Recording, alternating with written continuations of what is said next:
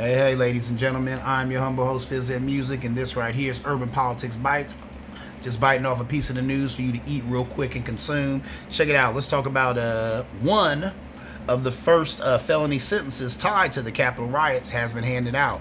A gentleman by the name of Paul Hodgkins, 38 years old, was sentenced to prison for 8 months for obstructing Congress. Their effort to tabulate and clarify the electoral votes. A judge said the symbolism of that act is unmistakable. He said people have to know that assaulting the U.S. Capitol and impeding the democratic process, even if you don't bring arms, will have consequences. Yeah, let's hope so, ladies and gentlemen. I'll tell you, I mean, that should go without saying. That should be a no-brainer. It's hilarious how a lot of these people who stormed the Capitol really did think that they weren't going to get any charges or anything. Didn't think they were going to do any jail time or none of that.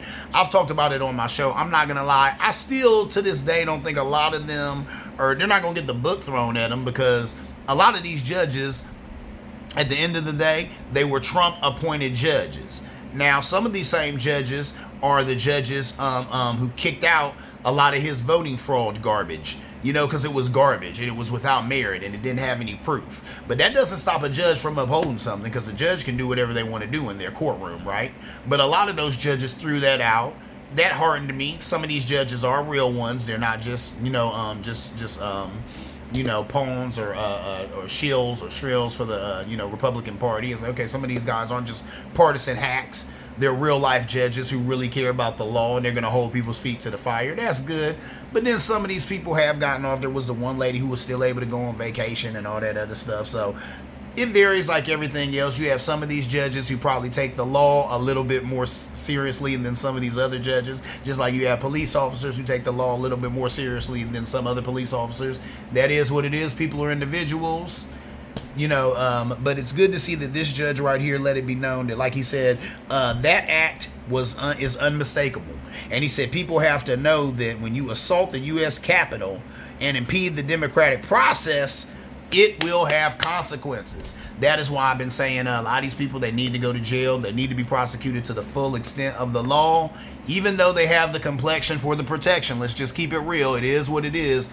Y'all still need to set an example with these people, because if you don't, next time it will be worse. And next time there's going to be more bloodshed. There was a lot of bloodshed this day. They keep downplaying it and trying to act like it didn't happen, but people died this day.